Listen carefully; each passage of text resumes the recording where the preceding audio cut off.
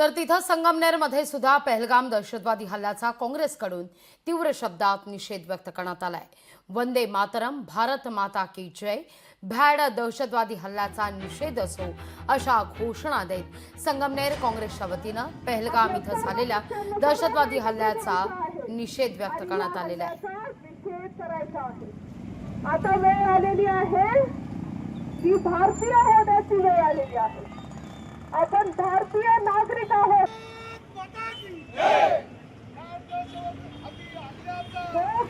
या हल्ल्यामध्ये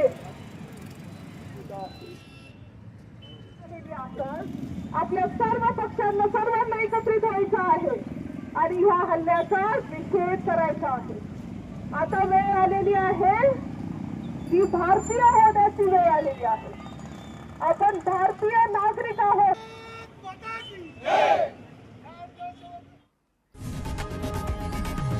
लोकशाही मराठी ऐका, पहा, जागरूक रहा।